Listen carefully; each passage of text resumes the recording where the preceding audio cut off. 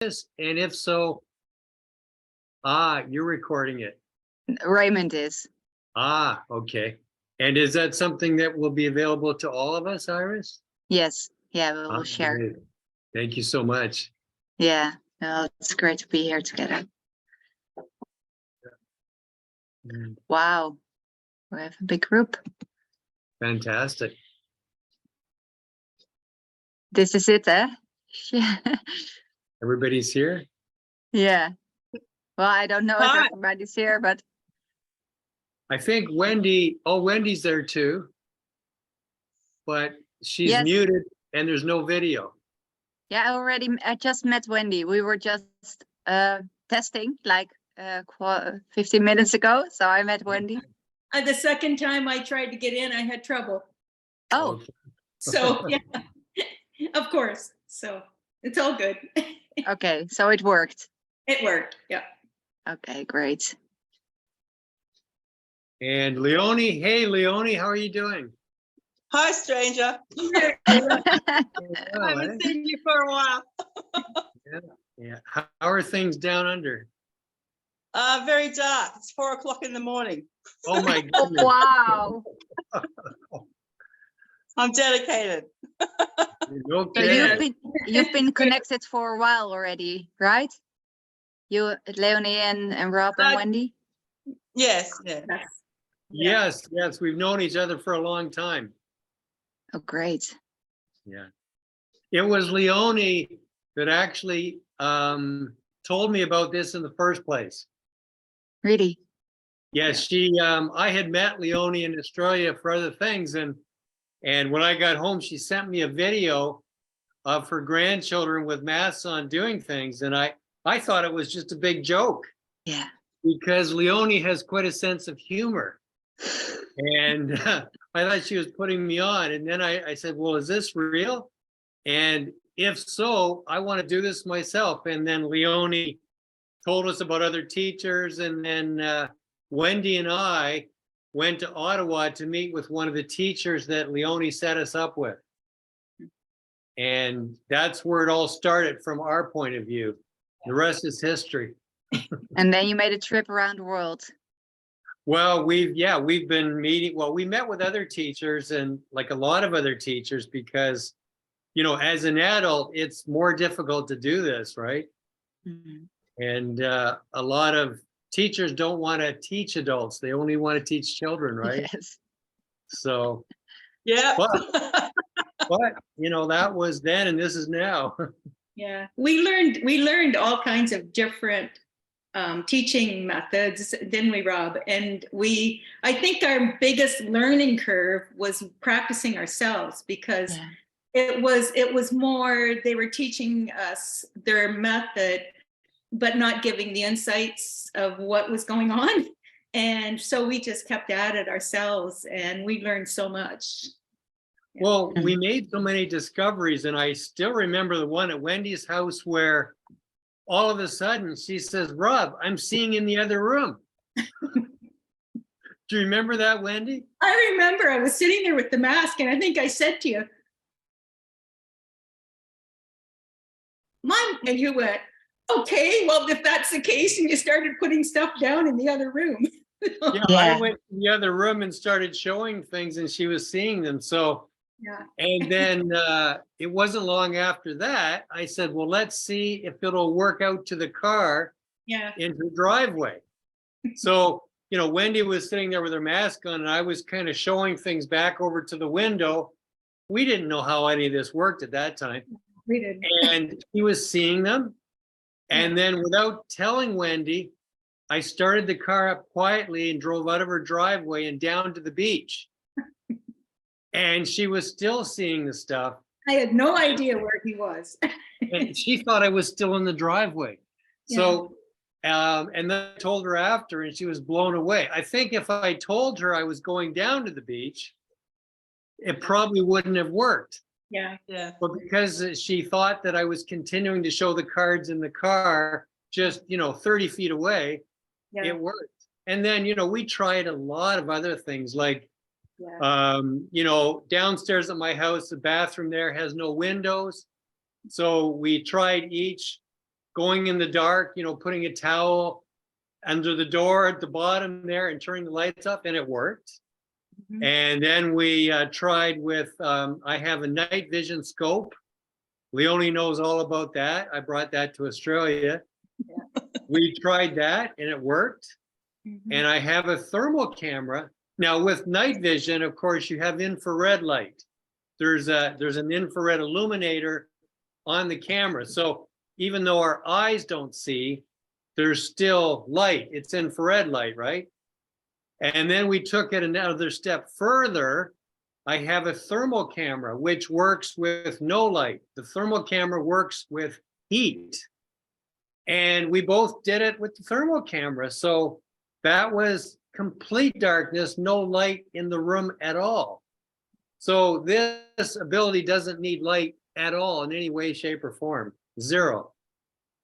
It's all frequencies, huh? It just works, period, right? I remember being in your closet, the two of us, and no lights whatsoever. And I started out just seeing the letter. He put a magazine in front of me, and I started seeing the letters of the magazine. And then I saw the whole title of the magazine, and we were in pitch black, pitch dark. Yeah, it was incredible. Yeah. Wow. We learned a lot. I think most of our learning came with all our practice, don't you, Rob? Well, it did. And I guess the bottom line is, Iris, we were keeping an open mind and we were prepared for anything to happen, but we didn't even know what was going to happen. We just made these little discoveries all on our own. Yeah. And I think just because we had the intention, wanted it, and we were being diligent and persistent and consistent, Mhm. and it opened. Mhm. Over time. And so it was really cool because it was serendipitous, it was synchronous, synchronicities, and a lot of things we sort of just discovered on our own. I remember when you came in hungry. Do you remember that? Yes. Yes. You decided you weren't going to eat, and you figured that if you came in hungry, it would push your sight to open. So I put lunch on my coffee table, and didn't tell him where it was, blindfolded him, and told him to go look for it. Well, Wow. and it's quite a big table that Wendy has in her house there. Yeah. It was like, oh gosh, what would it be, Wendy? Like 5 or 6 feet square? Oh yeah, at more. least it was huge. Yeah. And what was it? A taco? A breakfast taco? That was a taco on a plate. Yeah. Or burrito or something like that. Something like that. Yeah. And I was just moving my hand around. I kind of said to myself, well, my hand is going to see it. And I remember I had my hand, and at one point I saw like a light, like a beige color in the blackness of my sight. And I thought, would that be it? And Wendy, of course, is watching. And then I moved my hand away, and Wendy gasped. I went, Thought, oh my God, he's so close, he's going to get it. Now he's moved his hand away. Darn, right? yeah. But I just moved my hand away to see if that light would go off in my mind's eye. And it did. Like, it got darker. Yeah. And then I moved it back, and I just reached out and grabbed it. Yeah. And it was fantastic. It was like, Yeah. But this is it. I mean, what you're talking about, this is playful investigation, right? yes. It's play. You still got the ability to know how to play. Yeah. Yes. And we discovered that, making it fun, Yeah. having little games seemed to help really well. And Yeah, we have so many times found, where, we were laughing so hard. Yeah. exactly. We found whenever you're laughing, it's like it switches your mindset right on. Yeah. Laughing is All- a really all those strong one. All those characteristics are what children are, Yeah. Yeah. and that's Exactly. what children do. Yeah, Yes, exactly. Yeah. yeah. Yeah. And This is it. all that Rob and Wendy did really added to my repertoire because I was in contact with them and watching what they were doing. So that expanded what I was doing because I had limitations around it because what I'd been taught, they give you this much, So it was really wonderful that Rob and Wendy did that because it helped me so much. And you also Yeah. sent us stuff too. You also, I remember we were in the middle of a training session and you sent us the sheet and told us with your children, instead of showing the color, you showed the word and they saw the color with the word. And so we immediately tried that. And that's exactly what happened with us too. It was crazy. Well, So can you explain again? So instead of showing colors, you showed a word. Yeah, I showed the word purple, and they saw purple, and the word orange. Yeah. Before they opened up, of course. Yeah. Before they opened up, yeah. We thought, this is so cool. So we immediately, as soon as she sent it to us, we immediately tried it.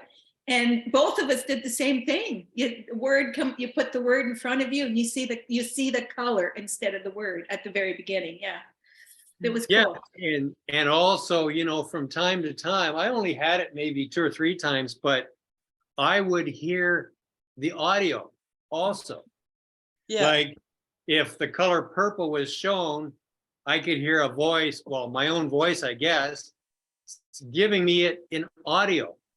It's kind of like your mind sight will give it to you in whatever way that you're being receptive to. I don't know. Yeah.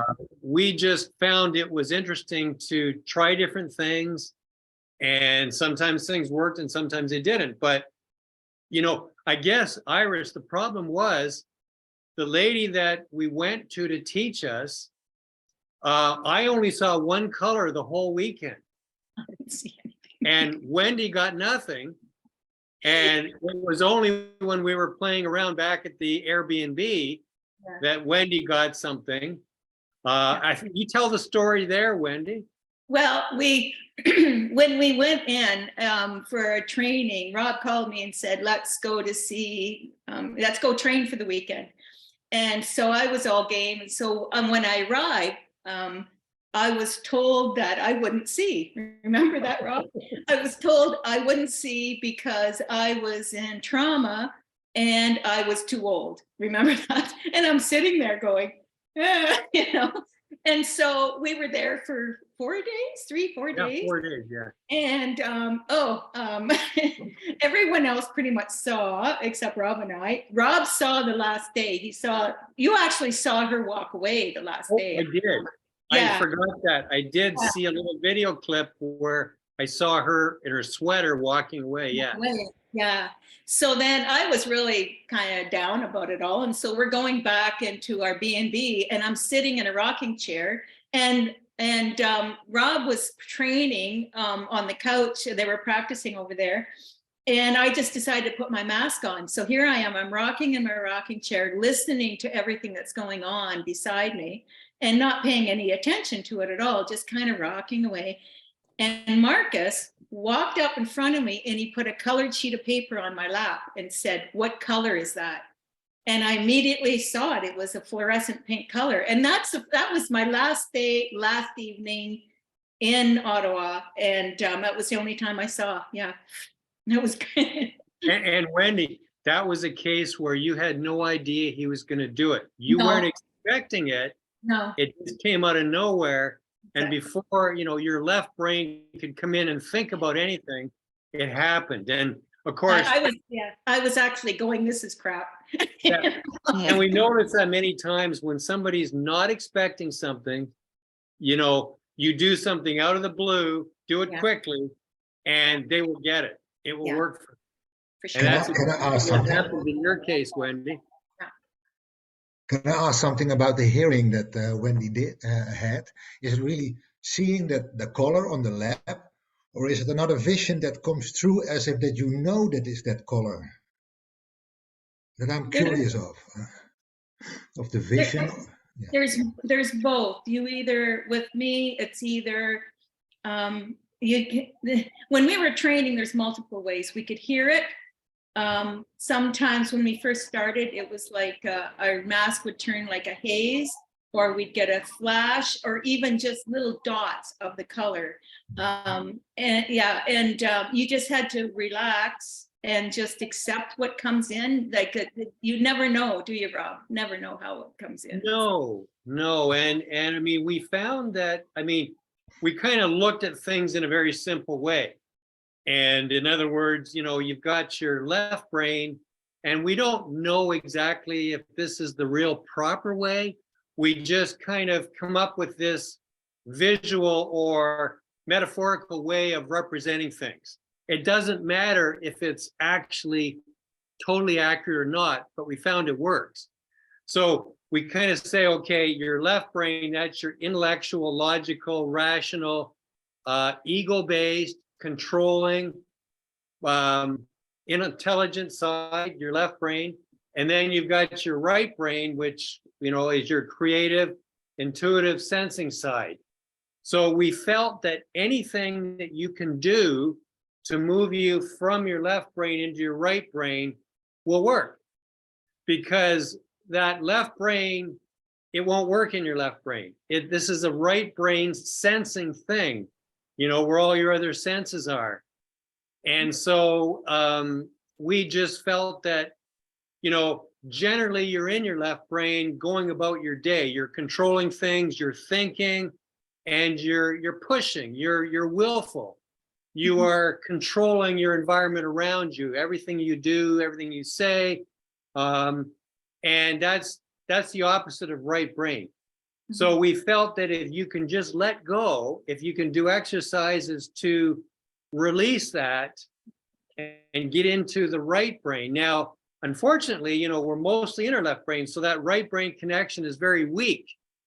And we compared it to, like, say Wendy and I go to a rock concert, an outdoor rock concert, and, you know, she's whispering in my ear, trying to tell me something. Something's very important, and she's whispering in my ear. I will not hear her because the concert is so loud, i.e. your left brain. The right brain, you know, Wendy is trying to tell me something, and or my right brain is trying to listen, and Wendy's whispering. I won't hear her. Yeah. But if we can somehow turn down the music at the rock concert, you know, go over and turn all the volume down on all the speakers, I will hear everything Wendy's saying, everything she whispers into my ear perfectly. We find that mindsight is the same way, that it's always there, it's always on, except that the left brain is so darn powerful and so strong and so controlling, it blocks out everything from the right brain. Like the mindsight, it just blocks it out. So there's many things you can do around relaxing the left brain, like let go of the control, just be a passive observer, allow yourself to listen, or, you know, listen to the whispering or see these very subtle things that are coming from the right brain. And so everything we tried to do, we came up with our own exercises. Anything you can do that will just relax that control, relax that connection, and encourage more connections from your right side. And we found out that, you know, we were successful in many of those things. And we just keep trying different things. Yeah, I think that's the biggest challenge that I've had in training adults, is I find sometimes when I'm training them or practicing with them, they'll start thinking. They'll start thinking about what they can do next, and you're trying to tell them, stop thinking. Don't get involved with what I'm doing, because a lot of things I'm doing are to open you, and it may be strange, it may be awkward, but stop thinking about it. And that is the biggest challenge with adults. We're kids, and I think you agree, Leonie. Kids just do it. Like kids just play. Kids just go and they don't think. You give them a game and stuff, and they'll open. Would you agree, Leonie? Yeah, but with the adults, that's why I find it easier pulling in the parents with the children, doing it with both of them at the same time. The adults almost take the lead from the child. Because that and that's, I've had a couple of adults open up straight away that way in the first session. And do you have doing it with their own child, and that they got that connective energy too, that I think is important. Yeah. And then they start seeing each other's colors and yeah, all sorts of things. Yeah. And may I ask, do you have adults that color within the lines in coloring books, like that open, instead of seeing colored cards or things like that? Adults, it's a lot harder. The one, I know Rob's training 2 people right now. One fellow is blind. I trained one lady, and I was talking to Iris about it earlier, and she opened the first session I gave her. I have no idea how. I didn't do anything different. And we did connect really well. We connected and became really good friends. And the first day, she saw my face, described my face, and my hair color, everything. And the second training session, she described my apartment behind me. She'd been blind for 4 years. Wow. And but then she, because of her situation, she couldn't continue the training, which was sad, because she said that once she opened up, she all of a sudden started sensing more. She said that her whole life changed, really. But she can't do it now because she did it twice, and she never continued on, and because she doesn't have the support to do it. Because when you're blind, you rely on everyone else to set up your computer, to do tell you what time it is that the session's going to start. So yeah, so I myself haven't had an adult that did that right away, because adults are a little more difficult. So. Yeah, definitely. Yeah, and at the same time, because I really think that all the things that you discuss or told about is, it's the openness of a child, and it's what we all were born with. And Yeah. actually, we do not ever lose it, and we can always tap into it once we are able to relax back into it, and to be available for this flow to happen. Because I also have had experience. I do workshops, day workshops, like to share about what I've learned, to encourage others to also start doing it themselves. And a lot of times I've had like 1 or maybe 2 people in one day workshop that were suddenly, especially if the atmosphere and the energy was, we were building this atmosphere together, and there was a lot of joy and laughter, that they would start seeing so clearly they could read the words in a book in one day. So I feel it's so important that we understand it's not something we have to learn or to grow into or to reach for. It's already there, and the more we are able to be as open and present as a child in this playfulness energy, that's it. And that's also what the research I do with Dan shows. It's a harmonics. It's a musical key. It's harmonics in our energy field. It's wholeness. It's nature. And it's just teaching people how to connect with that, or how to relax. Yeah. Yes. To connect with that, and that's the whole thing, and not get so involved in the day-to-day stuff, because that takes it away. So. Yeah. Remember how to be a child again. Exactly. And Raymond asked me, shall we start the meeting formally? So I would like to welcome everybody. It's amazing. I'm so grateful that we are together here and sharing. And Rob, I contacted you, I don't know, some weeks ago, and we met one time. It was really great. And Wendy, I just spoke to you now. And Leonie, I also met you. And so with Raymond in New Zealand, in Canada, in Australia, in the Netherlands, I don't know, we are like from all over the world. And it's so amazing that we can come together and start sharing our experiences. And because exactly what you feel is, there is not one training. Actually, there is, it's I wouldn't even want to talk about training at all. It's playing again. It's discovery, and it's adventure, and it's relaxing into this enormous light that we are, and these remembering who we are.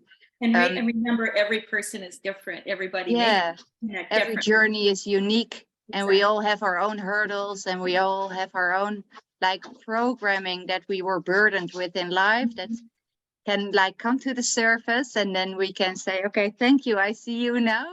And then it can relax. But I'm really grateful that we're here together, and also because especially you have already done so amazing work also with people that have lost their sight or their vision. And like for me, it's just to get to know each other already is a tremendous gift. But I would love to hear more about your experience in also working with people that have lost their vision. So if you would like to share on that, please do. Sure. Rob's training too now, yeah. Sure. You know, I guess, and Wendy's never heard this story, but when I was very young, I believe it was maybe grade 1, and I was a very shy boy. And I remember it was difficult for me to make friends. And for whatever reason, there was a blind boy in class, and his name was Raymond. And somehow we became friends. And I was so excited as a little boy to have a friend. And I remember he invited me to come over to his house and we would play. And maybe I was like 5 years old, 6 years old, like it was grade 1. You know, in Canada, we have kindergarten and then we have grade 1 through 8, and then high school and university and so on. And I remember, you know, walking all the way over to his house, excited to be able to have a new friend and just play. And when I knocked on the door, his mother said, Robert, she said, Raymond is different from the other boys. You know, he's blind. And I said, I know that. And I just want to play. And she said, he won't be able to play with you anymore. We're putting him in a different school, and I'm sorry, you have to go home. And, you know, I was so disappointed. And I always thought during my life, why did his mother do that? You know, I didn't care that he was blind. As a little boy, I had a new friend. And immediately, you know, his mother cut me off. And, you know, she took him out of the school, and I don't know where he went after that. And so I always remember that story. And, you know, when Wendy and I, you know, began this journey, in the back of my mind, and I never told Wendy this, and I don't know why, I guess it wasn't that large in my mind, but I remember saying to myself at one point, you know, I would love to be able to teach a blind person to see. And I realize now that this was the connection. It was because this is deep in me as wanting to connect with my friend who I just made, but yet was cut off by an adult, you know? And so for me, this is my passion now, is like, it's almost like, okay, I wasn't allowed to be able to connect with this blind friend. Now I can do it as an adult. So it's like, yes, I could teach children and all these other people, but for me, it was more of this challenge of, what about a blind person? Those are the people who really need it. And I'm not playing down that anybody else should learn this. Everybody should learn this. But for me, it's like I have this passion and I want to teach a blind person. And so, you know, Wendy and I continued doing our thing. Wendy went on to teach other people. And I announced on my Facebook that I wanted to teach blind people. And so I was approached by Claudia. Claudia lives just an hour away from where I live here in Canada.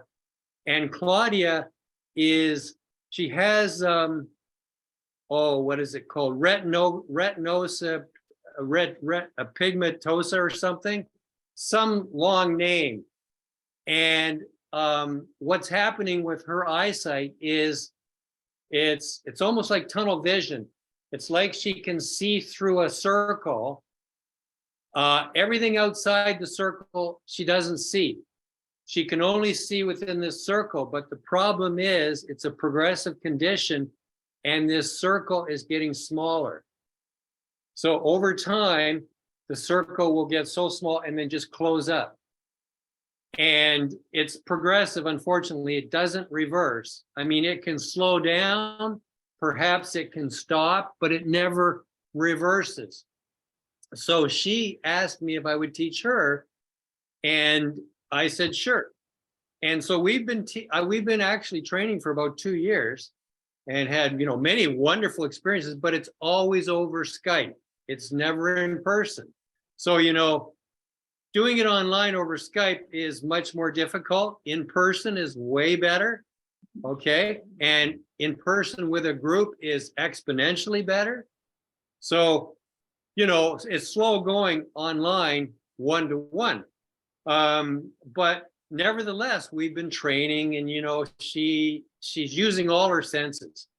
If she's having difficulty seeing something, I'll say, well, just come to my house and see by remote viewing. And I will take other things and put them out of view, and she gets them all anyway. They don't have to be in view of the computer. It doesn't seem to matter whether it's in view or out of view.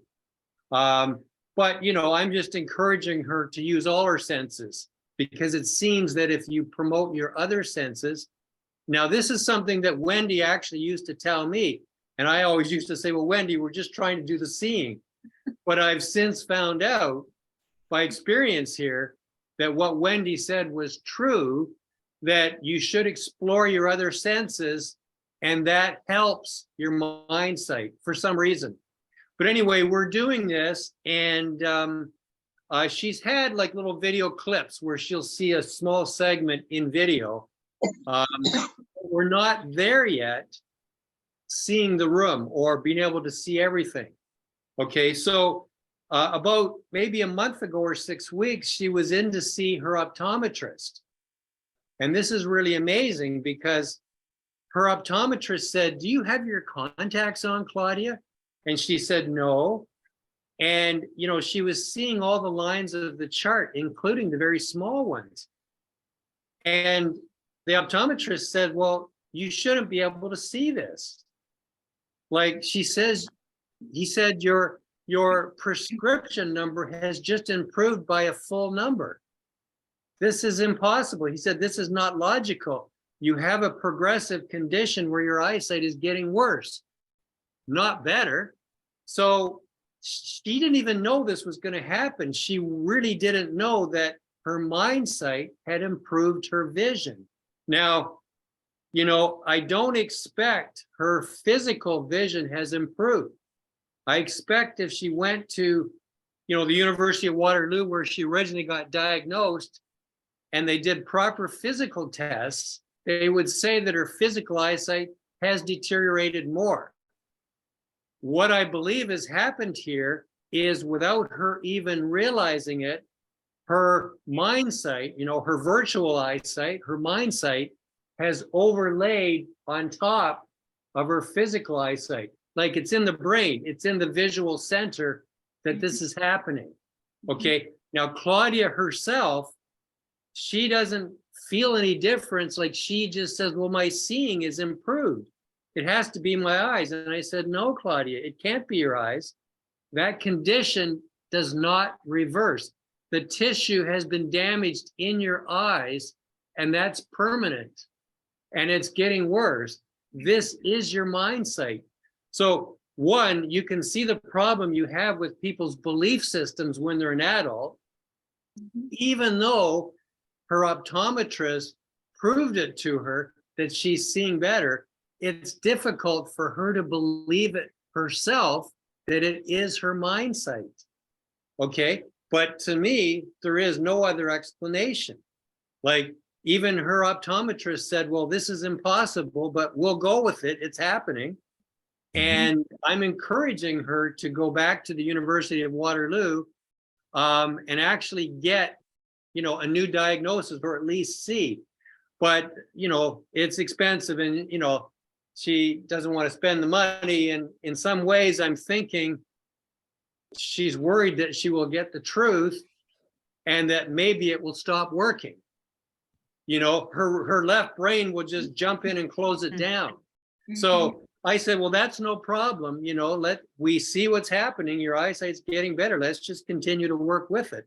So with her, even though she's not able to see the room fully in real time with her blindfold on, her real useful eyesight during the day has improved by 1 full prescription number. She can see the very small line on the chart. And so, you know, we continue to work away, and she's making little advances little by little, and that's great. And then while all this is going on, I was approached on Facebook by Robert Geoffroy from France. And we talked, and I suggested, you know, would you like me to train you?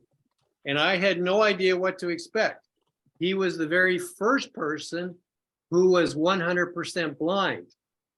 And he was born with glaucoma, okay, in a very young age. Like, he only had 30% vision in one eye, and as a baby, and his young boy, he was bullied, and it was horrible for him as a young person.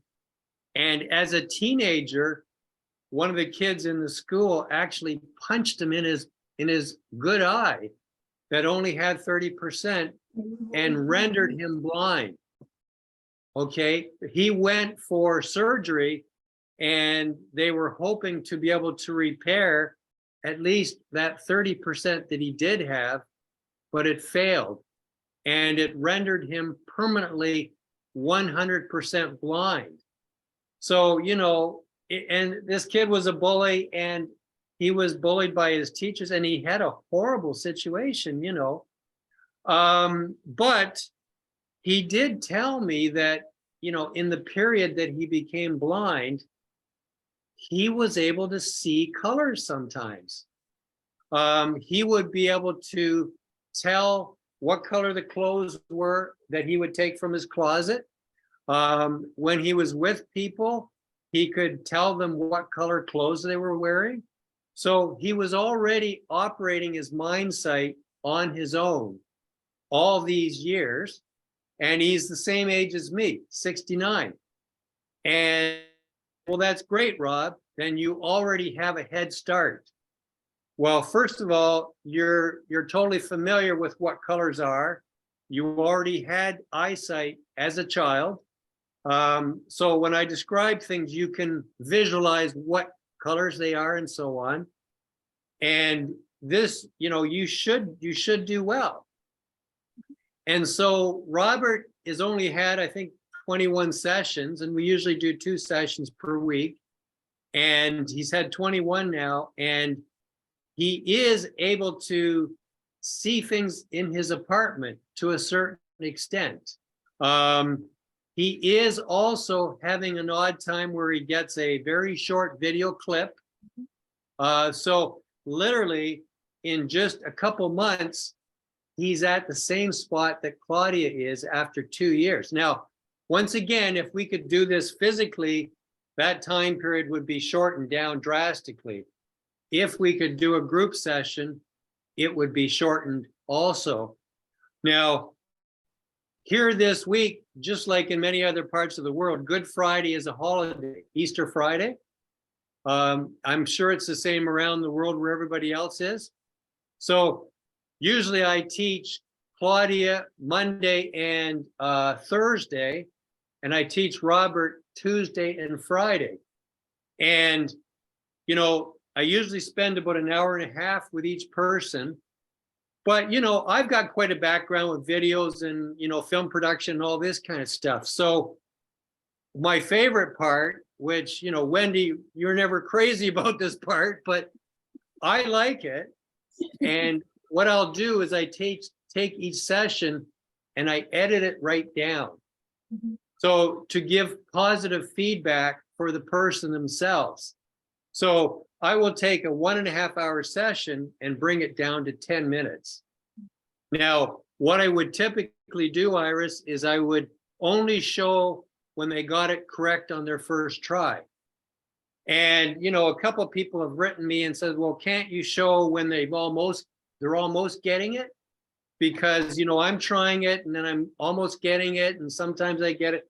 Maybe, you know, it would be useful to show others who are learning. And I said, okay, let me try that. So lately I've been including in the videos where they get it on their second try, you know, and I do these videos. But getting back to this week, last week, I thought it'll be difficult with only the 4 days. I'd have to teach Monday, Tuesday, Wednesday, and Thursday.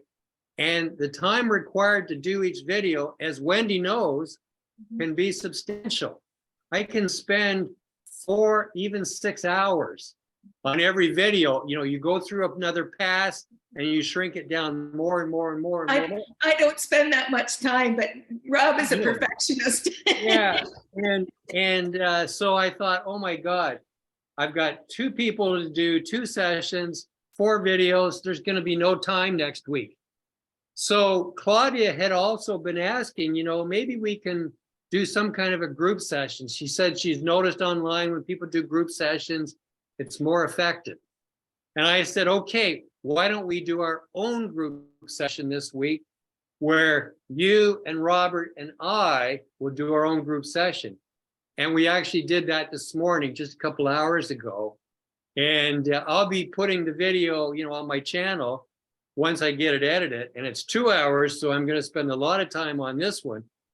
But it was amazing some of the things that happened this morning when we did the group session. Like several times, I said, look, you guys, I said, you know, use all your senses.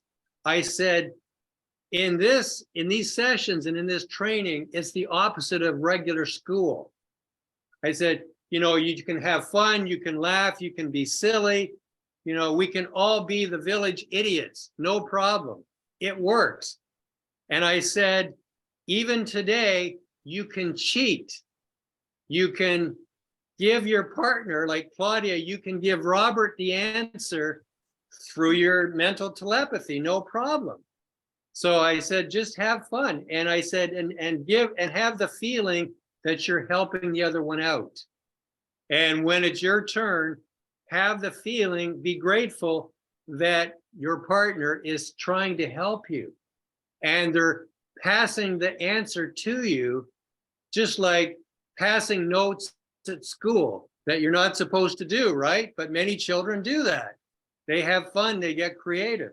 So we had 3 times in a row where both of them got the same incorrect answer, okay? And this is out of, like, you know, 10 different things, or in the case of the cards, 52 different cards. And 3 times in a row, they each got the exact incorrect answer. Now, what are the chances of that? So I actually told them, I said, okay, guys, I gave you permission to pass the answer with your mind sight or mental telepathy, but please give them the correct answer. So, you know, in today's session, I noticed that they both moved ahead more, and we have another group session set up for Thursday, and it might even be that this is the way we'll continue on. And what I found, Iris, is it really doesn't matter how you train the people. What matters is that they have an intention that they want to see with their mind sight. And they keep an open mind and they try to relax. And we do things to encourage the right brain to light up. And that's it. You know, like many people say, well, you've got to do it exactly this way. You've got to do it exactly that way. Well, both Wendy and I have found it doesn't matter. It's almost like if you take a cone, everybody knows what a cone looks like. An open cone would be open on this end and closed to a point on this end, right? You know, you've seen those cones on the highway that they set up so that you don't run into things. I look at this as we're starting into this journey and you're going into this cone. And the mind sight is at the other end, it's at the point. And as long as you're moving forward and you're just, following along as a passive observer or whatever, it doesn't matter literally what you do. As long as you're moving forward, you hit the edges of the cone and you're bouncing further towards the point. And it doesn't matter which side of the cone you bounce on, it's always moving to that same spot at the end. And that's it. As long as you're having the intention that you want to do this, you're willing to do this, you expect that you will see, and you follow along with whatever teacher, whoever teacher you have, under whatever training they have, or whatever mode or program, it just doesn't matter. You will get there.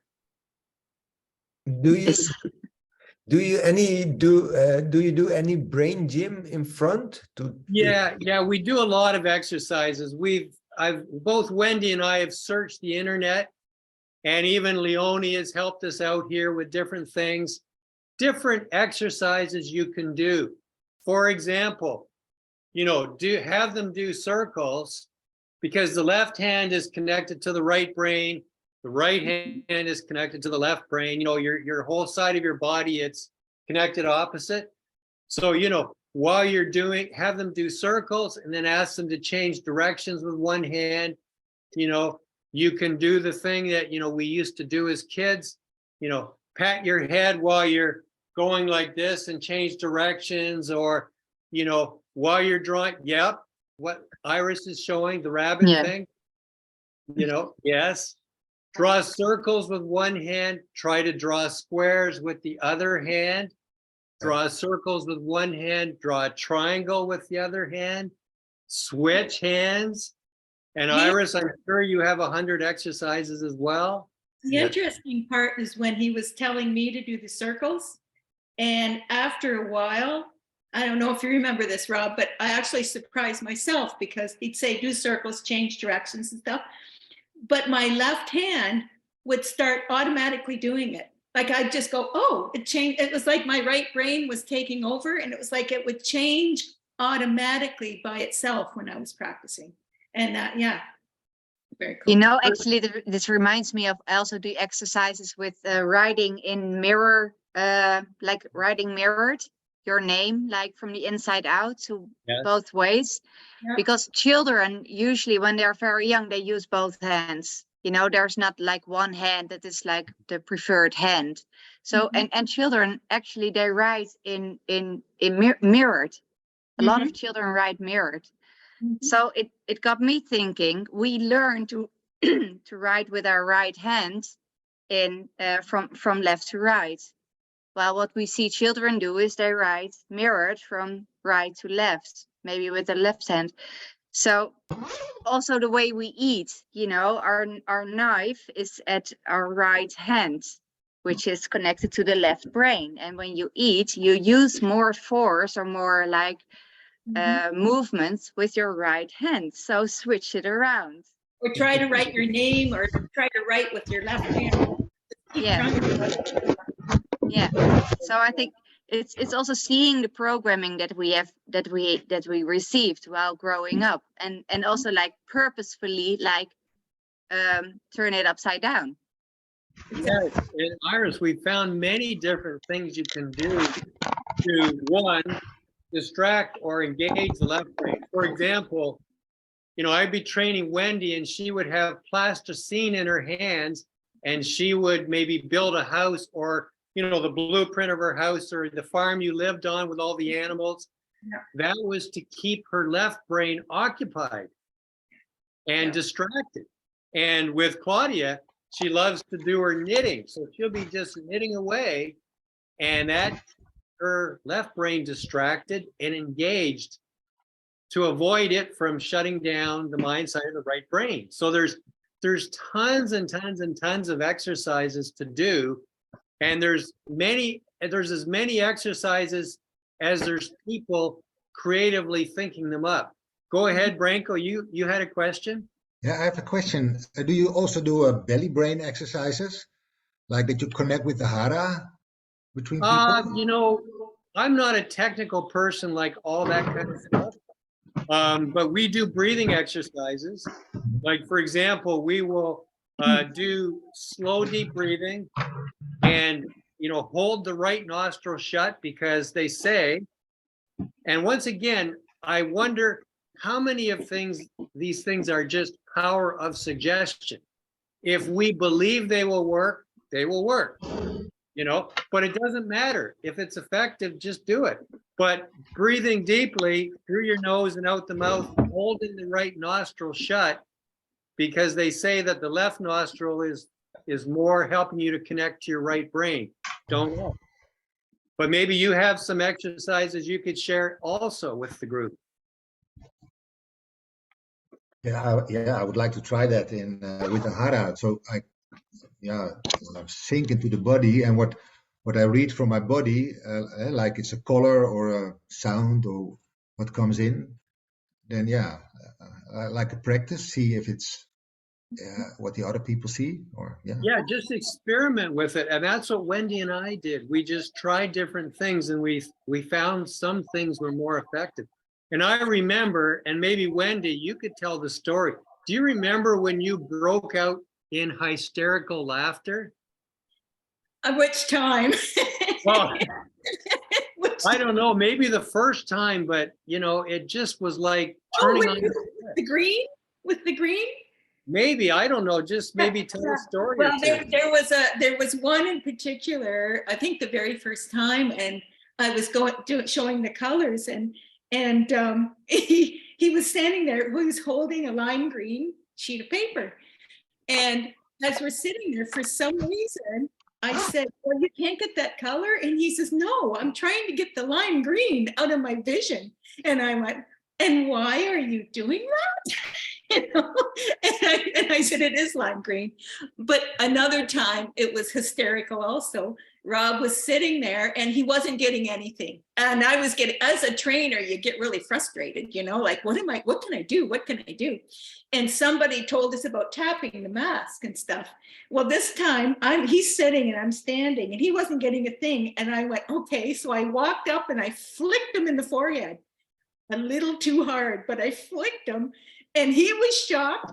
I was shocked. I broke out laughing. Oh my gosh. I broke out laughing in hysterics.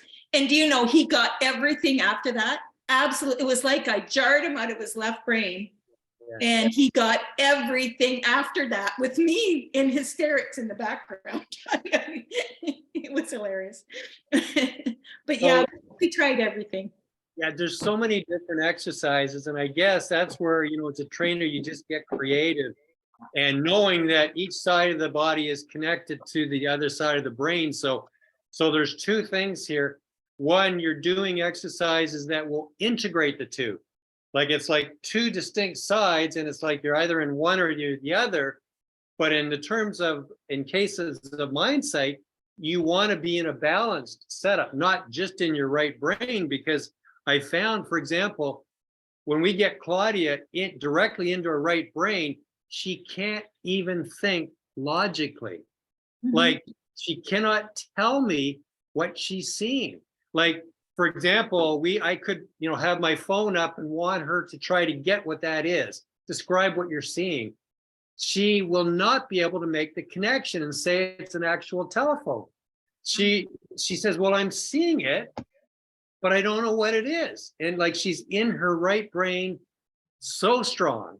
So there's exercises that you can do that integrate the two together so that the left brain can come in a little bit with its whole library of items that we are familiar with. So you want to do two things. You want to do exercises that integrate the left and right brain, but you want to do exercises which will specifically light up the right brain. You know, and I've discovered recently with both Robert and Claudia that, you know, even physical sensing exercises work. Sensing must be a right brain thing. So I'll get them touching their faces, and especially on the left side with their left hand, because the left hand's connected to the right brain, the left side of the face. And, you know, be at your fingers and feel your face, feel the smoothness, feel, if you're a guy, you know, feel your beard, what's the temperature, you know, your jawbone, feel all that with your fingers and be sensing it. So it's not the left brain describing it, it's your sensing, feeling it. And okay, there's a bone there, this feels soft, this feels moist, this feels warm, but then switch and say to yourself, okay, I'm going to be at my face and I'm going to feel what I'm receiving from the finger. Okay. When I trained Dana, she when she couldn't see, I would have her and I get her to rub her face, and she would get going at it like this. She'd rub her face, and then she'd start getting them, or I'd have her tap your feet. And if she's still not, tap your feet and rub your face. And then all of a sudden she would start seeing. And I remember one session in particular that amazed me. She was moving the letter around like that. And some of the colors she was seeing when it was back here. And so she was trying to get this letter. And I looked at her and I said, Dana, roll down your collar. And she goes, oh. So she put the letter down, she rolled down her collar, picked up the letter, put it back there, got it immediately. So she was seeing from the back of her head at that time. So after that, every letter I got her to put behind her head, she was seeing. She didn't want to see from the back of her head, but she was. But you know, it all, like I said, you go with where it opens, you know, and then that point in time she was at, but that worked for her, just rubbing her face, you know, really, really hard. She would do that. And then she'd start to see. So. Yeah. I had one little boy see so clearly from behind that he nearly walked off the edge of my veranda thinking he was walking the opposite direction. He was going to walk out the sliding door onto a path, but he was actually walking off to the edge of the veranda because it was such a clear vision that he was interpreting that he was completely back to front. So you never know where it's going to open, do you? Absolutely never. And that's why I have people just moving it around slowly, because sometimes it could be just a tiny little window. So if you move something, don't move it fast, move it slowly, because you move it past the opening, or the window as I call it, and move it slowly and it can come in. Sometimes you only see part of it, you know, and sometimes you see different colors. Yeah, it depends where it is. Yeah, it could be anywhere. And it moves around too, so. Yeah, and Wendy has raised an important point there. For example, many times a person will only see part or parts or all of a letter or number or symbol. And that's important to remember, because, you know, it's good to give them positive feedback. And for example, maybe you have an X held up in the screen and they're seeing a V. They're not wrong. And you can say, well, you're seeing part of the letter because they're seeing the top part of the X. Or I have quite often, when I'm showing an E in the screen for elephant, they will say they're seeing an F because they don't see the bottom line of the E. Okay. Or the obvious one is you'll have a Q and they're seeing an O.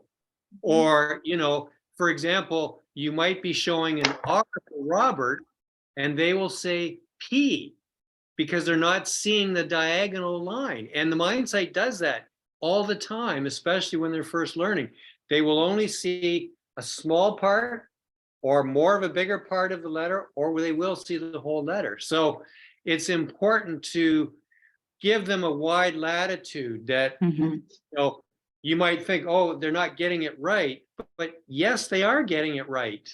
They're just not seeing the whole letter or the whole symbol.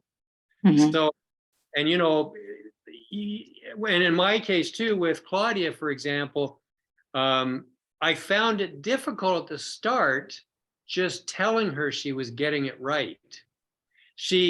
I think, just between you and me, I don't think she believed me. I think she felt that I was just making her feel good. So she was having a tough time, and I thought, well, if she doesn't really believe it, I was sensing in her voice that she didn't believe it. So I said, well, Claudia, just lift up your mask.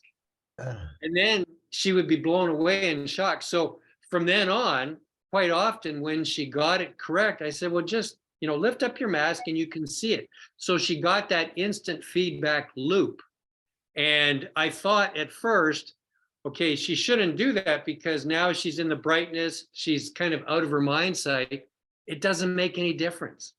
The minute she puts her mask down, she's continuing seeing again. So it's so beautiful that you tell this, because we have in the Netherlands, we have this group of people in a Telegram group together, and exactly this is what we talked about. So one person told about about wouldn't it disturb your coherence if every time you lift your mask? And I said, yeah, well, I would, maybe it is. I can imagine it would take you out of your flow. And then somebody else replied, well, for me, it works the other way around. It can help me because I need this feedback. So it's exactly what you say.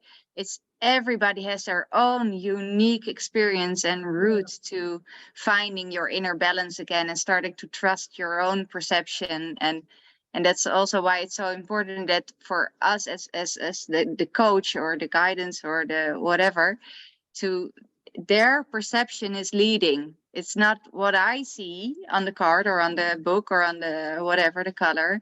It's what's leading. No, it's what they perceive is what's leading. That's the starting point, because that's their perception. It's what they are experiencing. And that's also, I think, because the way we were raised in the school system is that it's to become so conscious of that it's not about having it right or wrong. It's about guiding the process of starting to trust your own experience again. Yes, and another thing too that people get hung up on, I found, is should I keep my eyes open or should I keep them closed under the mask? Wendy and I found it doesn't matter. No. If you believe within yourself that it works better with your eyes open under the mask, guess what? It's going to work better with your eyes open under the mask. And, some people, like, I think I preferred to have my eyes closed under the mask. I don't even remember now. But Wendy and I found it really doesn't matter. And you can do things like tell the person to blink their eyes under the mask, and that can make it come open. I mean, it's just anything that seems to distract the left brain from being such a meanie, such a bully. The left brain is a bully, and it will try to do everything it can to close down the mind side of the right brain. And the right brain is like this little child, this little shy child. And that's the metaphor I use with both Robert and Claudia, that your mind sight literally is connected to that young child within you. And so we have to love her in the case of Claudia, and we have to love him in the case of Robert, that little boy or that little girl. And so, we use that as a guideline, like what kinds of things should you do to help that little boy or that little girl? You want to give them very compassionate and loving encouragement. And it's kind of like, and then you've got the left brain, who is the schoolyard bully. And we've got to do everything in our power to kind of keep the bully distracted, keep him occupied over here, put him to work doing something, give him a shortens. You can work with the shy little boy or little girl over here, but watch out, here comes the bully. Let's do something else to, distract the bully away. Because it's, the mind sight, we found it's kind of a very weak force, especially at the beginning, and it can easily shut down. I mean, in a trainer, you have to be very careful with the things you say, because the person is now in their sort of feeling side. You can easily hurt their feelings, when they're there, or they can be easily offended. They're literally lining up with that little girl or that little boy within inside them. And as we know in school, things that teachers say to young children can be very emotionally damaging to that child for the whole rest of their life. So what I have found anyway is when you're teaching mindsight, you are dealing with that little girl or that little boy within the adult. That's where the mindsight is. That's who you're dealing with. And try to get the person themselves to promote that little girl and that little boy to come out and play. Yeah, it's beautiful.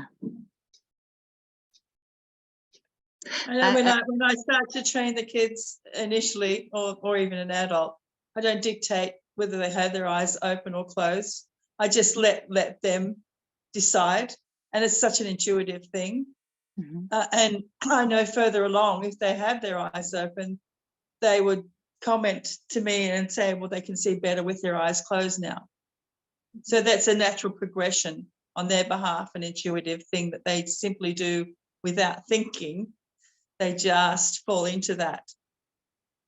Yeah. I agree. And we want to do everything so that nobody's doing any thinking under the mask. Yeah. Because, the natural, especially for adults, they're trying to think the answer correct. And you can tell when they're in their thinking brain, it's like, let's move away from that and just let your thoughts go off into the distance. I'll say, don't push them out, but don't hang on to them either. Let them just drift away. And, let your thoughts know that after the session, you can re-engage so they don't have to keep knocking on the door. And, anything that's important will come back later, because sometimes they think, well, I have to think about now. This is important. I will forget. No. Anything that's important will come back to you and will reoccur to you later if it's important. If it's not important, it'll be gone. Don't worry about it. So once again, just things to promote that the intellectual thinking side, you won't get rid of it entirely. So I say, just pretend you're going up to, all the amplifiers at the rock concert, and you're turning everything down from 10 to 1. You can't shut it off, but you can turn it right down to 1. All the stuff in your left brain, and then go over to your right brain and turn all those volume controls up to 10. And, they say that the brain works in pictures. So it's good to give people visualizations and visual metaphors, because their brain seems to understand that. And when you can make up these little stories. And I will give another experience as well. Wendy has, I would say, a very hypnotic voice. Okay, so she would, my mindsight wasn't working that well. So she would just tell a little story. For example, she would just, Wendy lives right by the beach there in Bayfield, Ontario, Canada. And she said, Rob, just come on with me. We're going to go for a walk down to the beach. Okay, now I'm totally familiar with that because physically we have walked down there. So I know everything she's describing. And she would describe the journey. And then we'd be down on the beach. She'd have me hearing the birds, feel the sun on your skin, hear the children playing. And all of a sudden, I would drift off. Okay, because her voice was just continuing. I would hear her voice just go off in the distance, and I would start dreaming.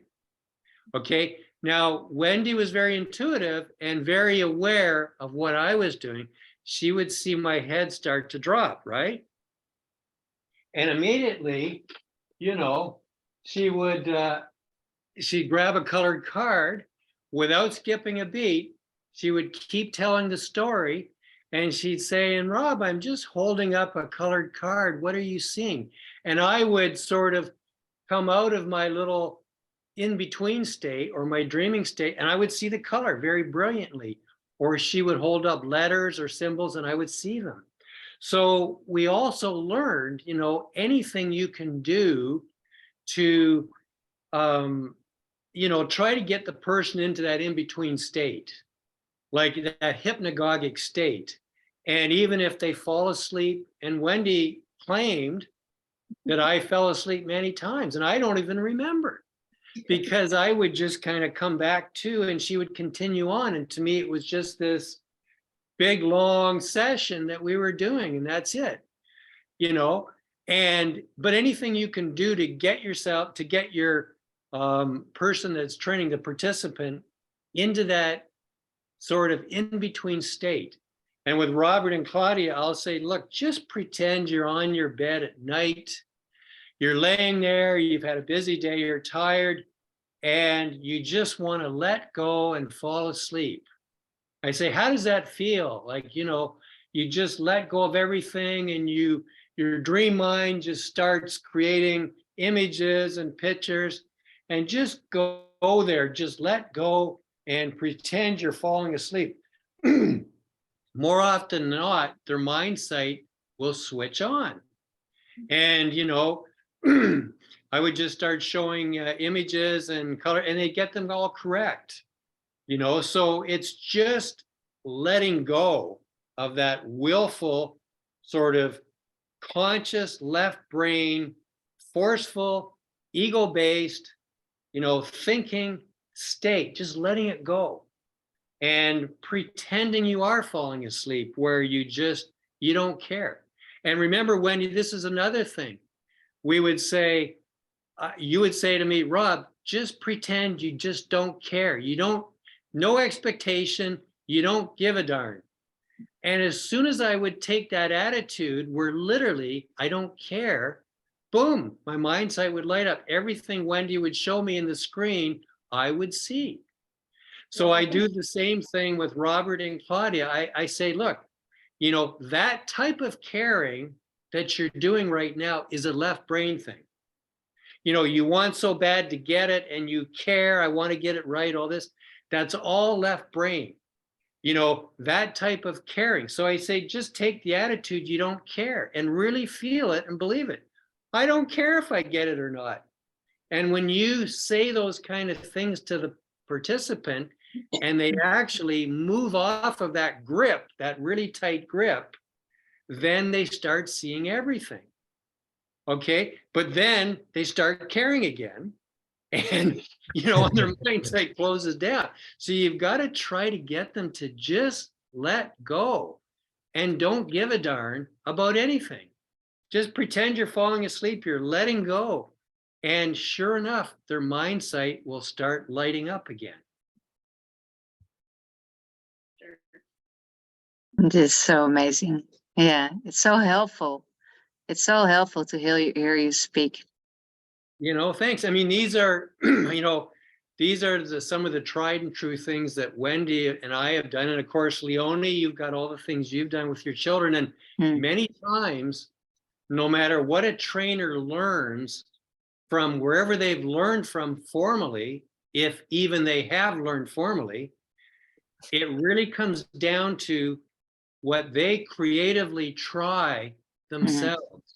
Yeah. And don't forget, many times as a trainer, you will be also in your right brain. You're in that sensing state. You're trying to sense, what is my participant feeling? You're right there with them. Okay, it's kind of like you're locked into this thing with your participant. And I'm sure anybody that trains in the Zoom call here knows that and can feel it. And you're in the moment with them. And you're being creative, you're being, you're trying to use your sense of humor, trying to lighten it up. The person looks so damn serious in the screen, and it's like, don't smile, you'll crack your face, right? And you're just trying to get them to smile, to laugh, to just have fun. Like, do everything the opposite of what you would do in school. Mm-hmm. In school, you're trained to, behave, sit up straight, no laughing, be serious, concentrate, no daydreaming. In this practice, and when you're learning, it's all the opposite. It's like, have fun, be silly, tell jokes, laugh at yourself, laugh at each other, laugh with each other, daydream. Don't even listen to your trainer. Allow yourself to go off where his or her voice is off in the distance, and just be slightly aware of what they're saying, or even lose their voice, as the case with Wendy and I. I mean, I would just start dreaming. And Wendy, as the facilitator or trainer or instructor, she's totally connected to me. So intuitively and otherwise, she's in her right brain. So she can feel what to do next. And so many times on the fly, she will come up with something out of nowhere. She would say, I don't even know where I came up with that. She does it, and boom, my mind sight would light up. Like the example where she flicked the mask, or we were working with these big, what do you call that material? Coroplast. They're like big white Bristol boards, but they're made of paper, and they're like a 1/4 inch thick, but they're very light. Yeah. Okay. That's right. Remember that, Wendy? Yeah. So we had a problem because sometimes we couldn't get the color out of our brain. Wendy was showing yellow, but then she switched to something else, and I would keep seeing that color. So we got the idea. We went and bought those big white Coroplast boards from Staples. They're very light. I wasn't getting it, and Wendy came up behind me and just bonked me on the head with it. Boom, I saw everything. You're telling some stories here. We're telling tales out of school, Wendy. Yeah, I would. I think my favorite is when you were sitting in the living room and I was in the kitchen with a color, and I said, come to the kitchen and get the color. And he wasn't getting it, and he picked up the Bristol board and started hitting himself on the top of it. When I started bonking myself with the board, the color came. So, we find that because you're not in the logical side and the reasoning side, you're in the other side, which is opposite. Anything you do, that doesn't make sense, will work. Like, it's not logical that would work. No, but it's distracted. And the other thing too, it's totally unexpected. Even when you're training a person, you might be going through a bit of a logical sequence with what you're doing. Every once in a while, just break that. Like, out of nowhere, say, quick, what number do I have in your screen? They'll get it 9 times out of 10. But if you say, well, I'm going to take a number and I'm going to hold it up in your screen, it'll be very painful. It may take them 2 minutes to get it. Where when you do it out of nowhere, in a split second, quick, what's that color? Quick, what is it? Like, what's Leonie got on her head there? This is what I do. That's unexpected. And see, I noticed it. I noticed it right away. Well, anything you can do to get the person laughing. Yeah. And, that would be one. Like, Leonie could say, just lift your mask, and she's wearing that. And if it's an adult or a kid, they'll probably just break out in hysterics. Yeah. I had 2 experiences though when we were training, and 2 that are vivid in my mind. And I remember the one I was in tears. Was the first time Rob was walking through the room with a colored card, and he asked me to get the color. So as he's walking to my fireplace, and there was a number on the colored card. I had a bunch of them that I put letters and numbers on. So as he's walking through, I saw the card, but it was interesting because the number, it wasn't that I saw the number painted itself in my vision. It was a number 5, as I recall, but it wasn't just like, boom, it was there. It painted itself. And I was like, oh my God, I was absolutely blown away. And another time I remember you had me do a pyramid. I'll never forget that one. We built a pyramid out of cups. They were all white, and there was one dark blue one in the pyramid. and I had to find it.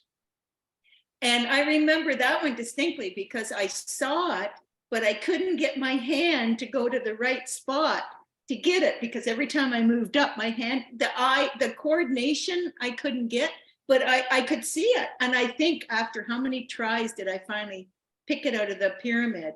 But it's just try anything, try. And I think I was so focused on that my left brain didn't get involved at all. I was just focused on trying to get my hand to that cup, you know, and it was just, the video, we have the video of that, and I'm just totally mesmerized when that happened, for sure.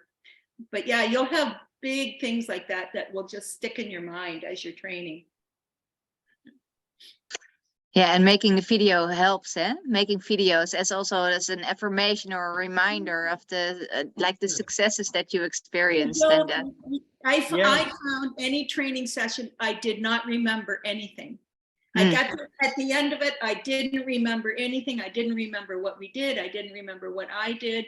And the video, when they play the video, it's like, wow, I actually did do that. Yeah. And it reinforces it. I remember that, you know, and we would take turns. This was before COVID, BC. And so, you know, Wendy lives about an hour away from me. So we would take turns. One day I would drive up to her place. The next session, she would drive up to my place. And I remember that, you know, one time the session, I didn't feel the session was very good. As Wendy says, like when you're in your right brain, you're going moment by moment, and you don't seem to lay down memories very well. That maybe laying down memories is more part of the left brain. I don't know. I just know that the participant doesn't remember a whole lot, you know, of what happened, whether it's positive or negative. And so I remember one time I had a, you know, Wendy noticed when I was leaving, I had a bit of a long face. And she said, "What's wrong?" I said, "Oh, I don't really feel I did very well this, like today." And she said, "What are you talking about? You got the blue cup, you got the number." And I said, "Oh, I don't remember that." And she says, "Well, just go home and do the video. And then call me back later this afternoon." And then I would spend the time editing the video, and I'd see all these successful times in the video. And it's like, oh my God, I don't even remember that. And I'd call Wendy back and I'd say, "You're right." She said, "See?" And that's when we thought that it was important to start doing videos to give people feedback, because they need to feel that they're being successful. At least adults do. Probably kids don't give a darn. But adults, it seems to be super important, you know, and it's kind of like if they get one wrong, it's upsetting for them. If they get two right, that's all they remember is the wrong one. That's all they remember.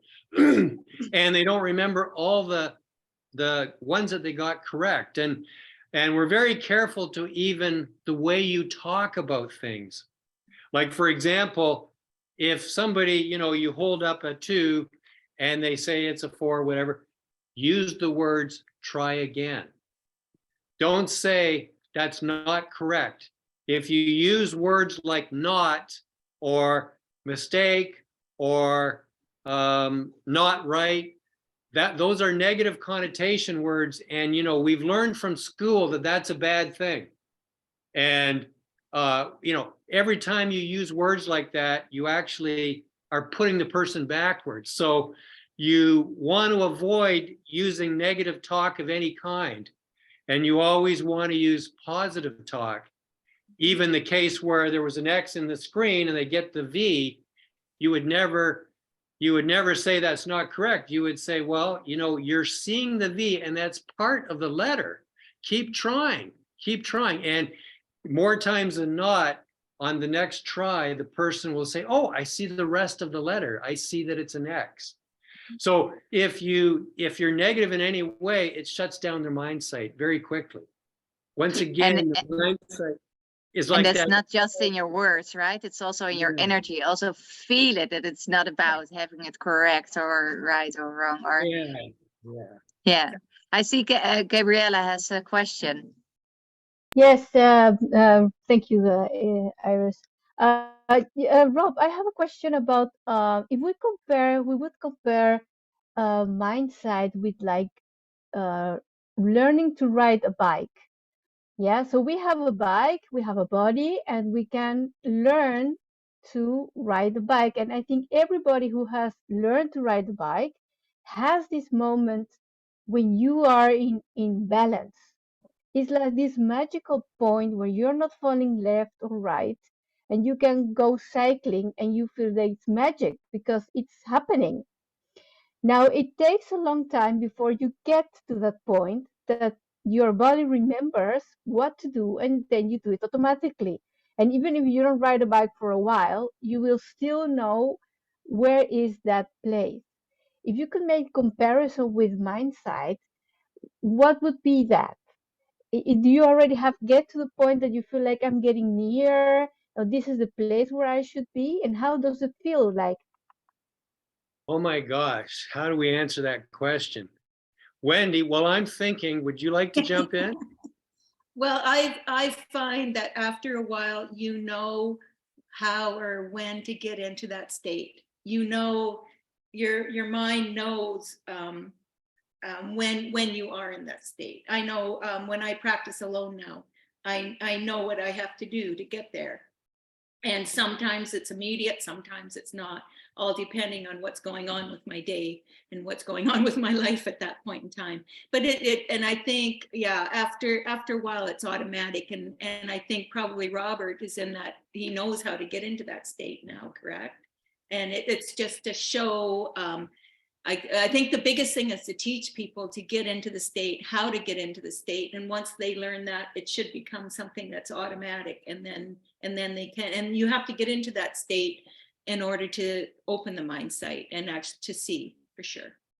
I would say it is a self-correcting feedback process over a period of time where Wendy's right. Like it does become more and more automatic. It's kind of like when you're going to start a session, I mean, unconsciously, you know, well, why are we here today? Well, it's to see and to practice seeing. So the brain knows that this is the reason we're here, and it operates. And, you know, I don't teach children, but I've heard other trainers say that, for example, you know, you wear the blindfold mask and some children can't do it as soon as you take their mask away from them. It's like, well, you still should be able to close your eyes or cover your eyes. But what happens is that mask is a trigger. And it's like, well, this is something I do with my mask on. And they start to believe that over time. Or there's other children that, you know, they can only do it when they're in the presence of their trainer physically, and they go home and they can't do it. Well, they've come into this belief, well, this is something I can only do with Leonie. I do this at her house and I can do it with her, and don't tell me what, you know, I don't know why I can't do it anywhere else. So I think there's a lot of triggers involved in this process, and a lot of the things will automatically trigger, and over time it becomes automatic. And I don't know if there is one of those eureka moments. I know I've had small eureka moments. I remember one time where, and I believe it was when Wendy was telling me the story, and I just started seeing the letters and they came. I mean, I guess everybody that's learning will have those moments, and maybe it is possible that, especially when your mindset comes open, full blown as a child, where you can see the room, those might be eureka moments. I mean, I have to be honest, for me, I'm still at the point where I'm just getting video clips. I mean, I've been doing this for what, 5 years, Wendy? Mm-hmm. And I have had different moments and where I see video clips, and I have to tell you that, you know, training Claudia and Robert, they both will be seeing the room, and they're going to teach me how to see the room in real time. Okay, it's going to happen. And I've had various strange things happen right here in the basement where I'm at. And you can see the fireplace right behind me, and there's a chair on the other wall. Wendy was right here and she was training me. And I had my eyes closed under the mask or whatever. And all of a sudden I was seeing in real time, but just a short clip. And I said, Wendy, I'm seeing the fireplace, this fireplace right here. And I said, but it's not from here. Like, and she said, well, where are you seeing it from? And I said, well, let me think. And I thought, what angle must I be at to see the fireplace like that? And it was at my toes. So I was literally seeing from my toes in real time. But it's like the mind sight is this spiritual thing or whatever, and it can go anywhere, you know, hence remote viewing or whatever. But what we're trying to do in mind sight is to have that energy, or wherever it is you're seeing from, you know, that metaphysical way you're seeing. I can't explain it, I just know it works. And we're trying to have the person see it as if it's right by their eyes, kind of like, you know, your third eye. The truth is, people can see from almost any part of their body, you know, but we're trying to get all the triggers working and so on, that they see it as if it's the same as their eyes. And many people will say, well, is it just like the eyes? Well, yes and no. Especially at the beginning, it's more hazy and can be more fuzzy. But you have to remember, we have stereo sight with our eyes. Mind sight is mono vision. We have stereo vision with our eyes, and mind sight is mono vision. And when we have stereo eyesight, we can perceive depth, okay? And we perceive depth in 3 ways. With our regular eyesight, pardon me, we can perceive depth because of the eyes are located away from each other, so they see slightly 2 different views. So the brain puts that together and can perceive depth. The other way we perceive depth is we know the relative size of objects, okay? If I see this card this big, I know the size of the card, so I know, oh, it must be a foot away from me. If it's very tiny and I see it, oh, it's got to be 100 feet away, okay? So there's 3 ways we see. We see because of stereo, we see because of the relative size of things, and what's the other way we see? I'll come back to that in a minute. With mind sight, you only see with one eye, your mind sight eye. So how do you perceive depth? Okay, I know what the third one is for your regular eyesight. If you ever notice when people are talking, you're moving your head around. That gives you the same effect as your stereo. When you actually look and you're moving your head, you're getting different views of everything. When you're close to an object, that object will move faster when you're looking around. A distant object hardly moves, no matter how far you move your head. So that's the 3 ways you see with regular eyesight. With mind sight, it's mono, so there's only 2 ways you can perceive depth and perceive how far things are away from you. 1, yes, you know the relative size of things. Your coffee cup, you know how big it is. So if you see it with your mind sight, you know how far it is away based on the size of it. The other way that people can really help determine how far away something is with their mind sight, again, always be moving your head, because you're going to have different views with your mind sight by the second. So your brain will integrate all the different views your mind sight is giving you by the second, and it will say, well then, okay, that object is 10 feet away. For example, Leonie's grandson was driving the car on their private property with his mind sight. It's very important that he know where everything is and how far things are away when he was driving the car. He didn't have stereo eyesight, he had mono. So 1, he knew the relative size of things. Oh, that tree must be close. It's getting bigger and bigger and bigger as it comes to me. And oh, I know how big a tree should be. So that tree is closer to me versus farther away.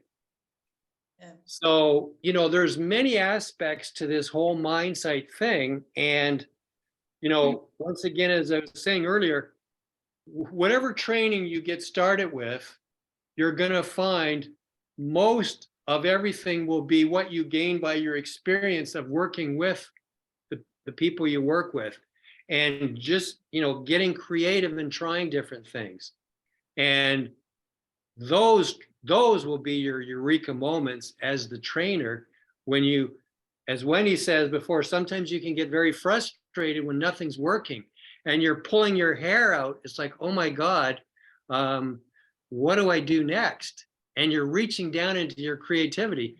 Well, those real eureka moments are when you just, bing, a light comes on and you think of something and you try it, and boom, their mind sight opens right up. And that's just one more thing to put in your little library of things, so that as a trainer, you will find that, boom, you can switch feet and switch beats in a moment. If they're not getting something, then, okay, just do a physical exercise. Get them drawing circles and then reverse. You know, if you're in a couple minute stretch and nothing's happening, don't keep doing the same thing. You know, nothing's working. So try something different. Get creative. Remember back to when you were being trained. Just try anything that can get them out of their left brain and into the right. I remember the first little boy that I trained. It was on the first session. I didn't see anything, but I got to train this little boy. And I remember Liz and I were shocked because the little boy was seeing from his wrist. Yeah. Oh, wow. Yeah, he was seeing from his wrist. And both Liz and I were going, oh my gosh. And we said to him, we were putting, I think it was letter, a book. He was reading a little book. And we said, where are you seeing from? And he went like this. And so Liz and I tried to move it. And the trainer we had said, no, that's where he's seeing from now. You know, we can maybe move it later, but that's where he's seeing from. And that was a real eye-opener for me when that happened. Have you had that happen, Leonie? Yes, but it's more about predominantly from behind, they see straight away. But they always bring it back to the eyes because that's what we're used to using. But I make a point of keeping that focus around the whole body so that they know. Yeah, to look everywhere. You know, like so many kids, once they can see, then they start to question and analyze, and then they go, well, I must be cheating. That happens so much. Yeah. And so straight away, it's to get them to start seeing from everywhere. So it's proof and evidence for them that they're not doing that, and just to keep that open. Yeah, that one little boy that I was talking about that on the deck, he was seeing so well. It wasn't a point; it was a broad vision. That everything behind him he saw as in front of him, and he got a little bit disorientated because he didn't understand what was happening. That was the whole room. Like he was seeing the whole room. The little boy I had was, I don't think he was even 5. He was very, very young. And I'm wondering if he just accepted whatever happens. He just accepted anything. And I wonder if the younger, do they see quicker? Or does the old analytical mind come on as they get older? Because you teach multiple years, like multiple. Oh, yeah. Yeah. I think like everyone else here, though, that teaches children, a 5-year-old puts the blindfold on it and you don't have to do anything. They see straight away. Yeah. And then they go, why do I have to do it this way when I've got eyes to see? And they get frustrated, and I had one little blind boy come, and he was autistic as well, but he had I think 10% vision, and we didn't even get to the first point, I guess, because he felt intimidated about putting the mask on, and we tried other things. But he was only barely 6 years old, so I didn't have the opportunity to take him further. But the mother's, so that was 12 months ago. So she's waiting for a point of that he might be more accepting of the process, and she's going to bring him back here. So hopefully that will happen soon because they're local people. So it'd be interesting to work with him. Yeah. I find a lot of people that are approaching me right now, they want to be trained, but most of them want to train children. They want to learn how to do it so that they can train children, because they say that they think the kids are the ones that are going to, run the world, and they want to learn. So I found that very, very interesting. I haven't met too many people who want to do adults, really. So. Well, I'll tell you, it's tough. It's real tough. It's a real challenge for adults because, depending on how old a person is, I mean, you're fighting with all that. It's like layers of an onion. And there's all those layers of multiple belief systems that are overlaid. And a person can claim they want to learn this, but deep down they're afraid. They think it's going to take a few days, or it's going to take, well, in some cases, maybe. In some people, we're not saying, but some people may open right away. Some people may take a long time. Yeah. And I know it's been frustrating for both Wendy and I, where we've taught adults, and you maybe spend weeks with them, and then they just say, well, I don't want to do it anymore. And so for that reason, also, I could teach children, but I thought, well, there's lots of people teaching children. For me, I had that connection with the blind boy as a young person. So I really felt the passion or the compassion, or both, that this is something we all have. And I would like to teach somebody who either is born blind or has gone blind or is going blind, because they have a super, super strong motivation. They really want it. And, you've got to, if somebody's going to learn something, it's best if you can line up several things, like not that they just want it, but they need it. If you can line up the want and the need together, like there's a lot of people that would just like to do it just so they can show their friends. Exactly. Maybe do you check? What's do that? you check that, for example? So how could you, for example, make with the Muse headset? Do you connect that and see if they can get into the right brain already as a precursor? You could. I mean, Wendy and I both bought the Muse headset. Mm-hmm. And we've got videos where we're experimenting with it. And of course, if I'm holding the card, and then when Wendy's mind sight lights up, you can see the waves moving. Mm-hmm. And there's videos where Wendy took of me, same thing. Mm-hmm. What we found in our case, it become a unwanted distraction. It's like too much technology, too much extra crap. And a person can almost get obsessed by this, and that shuts down their mind sight. Like, you've got to make it very simple and easy. And even just for people to know, sometimes even if you put the mask on too tight.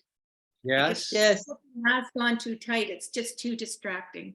Yeah. And your brain is focusing on that, so you have to loosen it off, whether you want to or not. And I think, Leonie, you put tape across the front so that they can loosen the mask. Right? I even with some of the children, with the older children, I always have tape on the top ready. Mm-hmm. But more often than not, what I'll do is we'll be working and they'll be taking a while to open, and I'll say, oh, I'm just going to loosen the mask a bit, and I'll make the noise that I've loosened the mask, and they think I've loosened the mask, but I haven't done anything. And they go, oh, yes, I can see now. So appealing to that, Yeah. Yeah. So back to the other fellow's question about, maybe testing somebody. You can intuitively sense after spending a session or two if they really want this or not. But I find that, that you got to get through all these layers of the person's belief system that have been built up over the core self of that little boy or that little girl. And the belief system is built up as a result of all the things we've been exposed to, what we've been told by our parents, what we've been told by our friends, what we've experienced and learned, whether right or wrong. And it's kind of like you're dismantling that one connection at a time. And it takes time, because I'll tell you, even when you do the video and the person sees that they're seeing, they still don't believe it. Like, Yeah. do I have to hit them over a head with a hammer? I mean, Yeah. Wendy, you and I went through this ourselves. Mhm. You know, it's difficult. It's difficult for adults to truly believe, because it goes against everything we've been taught. And that was the other reason why I'm doing videos, is to show the person that, and of course, with Robert, it's easy because he's 100% blind. So, you know, people seeing those videos, but then I've had friends that I've shown that to, and they say, oh, I don't believe he's 100% blind. Well, it's like, okay, I give up. I give up. You know? They said that about Janetta too. When she saw my face, nobody believed me. And she can't even get to the people around her to believe her, to can carry on. Yeah, and I've told the people, I said, we're not doing these videos. We're doing these videos for you. This is a feedback tool for you. But since we're doing it and we're posting it, they're also videos that people can look at to get information, extract information out of it, because there's tons of information there. And if they don't choose to believe it's true, we don't care. We don't care. I mean, I'm here to help Robert. I'm here to help Claudia. And I don't care, you know, what comments people write. If they don't believe it, it's like, well, too bad, so sad. I've had multiple conversations, and my thing is that I'm not trying to convince you. I'm just showing you what's possible. And that turns them around. And then their next thing is, how much do you charge? You're just doing this to make money. Like, well, I'm actually not charging a thing. You know, then they say, okay, well, then I'll try it. But they don't believe. They just don't believe. So they want to, maybe a lot of them want to do it like a party trick. You know, like, oh, if I can do this, I can show my friends at the next party we have. But it's got to be somebody who really wants it and believes. The biggest thing is to believe. I can't make you believe, because if you don't believe, I can show you a million things in front of you, and they're never, oh, you can see through, you've got pinholes, you can see through the nose, oh, you know, like, and I just say to them, you know, if you don't believe, you know, I don't care. I'm just showing you. It's that saying that's used often. Don't bother me with the evidence. I've already made up my mind. Exactly. Yeah. And it's interesting. I know that some people are talking about wanting to teach adults. And I remember this distinctly about Mark and Michaela. And Mark said that two people. Mark said it's very difficult to teach someone that has been blind from birth, because they don't know what color is, and they don't know what the shapes are. So if you do teach them, you almost have to teach them that also, like almost to teach them what color in that is. So it is difficult, but it's not impossible for sure.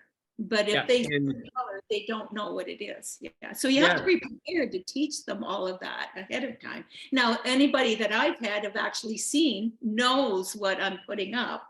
And I think Robert knows what you're putting up. And so at least they know what you're showing them. But if they've never seen it, you have to start right from the beginning.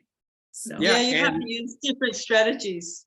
Yes. Yeah, and I'll add to that, as you know, now that you guys have raised that issue. So Robert, of course, you know, he's got his whole circle of blind friends. Yeah. And he's been telling them about this. Yeah. And one of his friends that he told about is a lady who's always been blind from birth. And Robert was relating his experience, and she has no idea what colors are.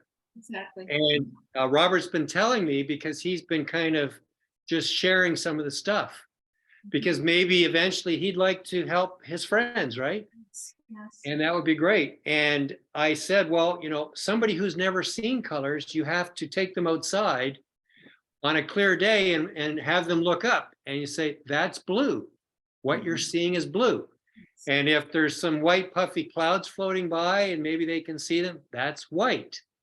And, you have them look down to the grass and say, that's green. Or if there's a drought, it's yellow. And they begin to learn what colors are. Now, he did that to this lady. And he asked her, when you look up, what do you see? And she says, it just feels like energy. It just feels like energy. So over time, she will start to pick up colors on her own. That's kind of what Vibrovision did. They saw by vibration, by color. Yes. Yeah. Now, she explained to him, she said, it's funny. She said, when I was a young girl, and, she would be his age now, he's 69 also, but she said, when I was a young girl, I was in the bathroom, and she said, suddenly I saw myself in the mirror. So she had her mind sight actually come on, and she actually saw visual images, having never seen them before in her life. She saw as if she was a sighted person. For just 5 seconds, she could see her face. So she knows what her face looks like as a young person. So, I imagine that as we go further, maybe this will be one of the first persons who's been blind from birth, then maybe Robert will help out for sure. But I do find that people, we've been told this by many trainers who've attempted to teach people who've been blind from birth. And it's very difficult because some of these people, even though they say they want to learn, they have this extreme fear in their self. And, even though they can't see, they're very comfortable with the way they do things and get around. And while it seems very awkward to us, and why would you want to do that? They're afraid of the unknown, and they're afraid to move outside of that comfort zone. So in my case, I'm very fortunate and very grateful to have a person come to me, as Robert has, who knows what it's like to see and is super motivated to be able to get that back again. And, he didn't lose all his sight naturally. He was punched in the eye by another boy, and he lost his eyesight that way. So he feels that he wants to fight back and reclaim what was stolen from him. So there is nobody that's more motivated than Robert. And he's motivated by what he says. I know he's motivated on a deep level.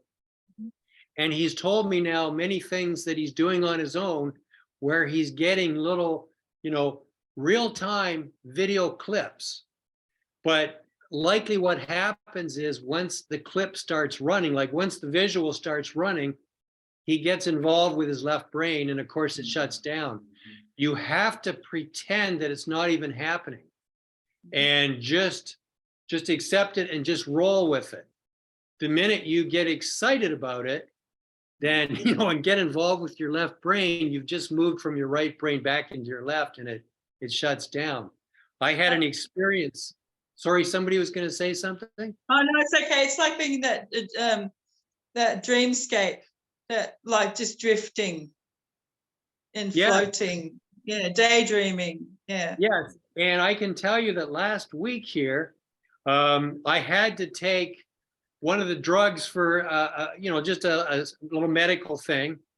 And one of the side effects of the drug, and it was prednisone, I believe, one of the side effects that I have with that drug is it wires me up and I cannot sleep. Even though I know my body is deathly tired, I can't sleep. My brain is going. It just wires you up. I don't like those drugs, but sometimes you have to take them when there's medical issues or whatever, right? So I was up all night long, awake. And I was in the other room and I thought, okay, what do I do? I mean, my brain's going. Okay, I just, go online and start reading the news or, watch some videos, things that I'm interested in. And here it was 4 o'clock in the morning and I'm still wide awake. And I thought, oh man, I know, from experience, if you don't get your sleep, you can get sick. like you need your sleep, especially as you get older, you must get your sleep.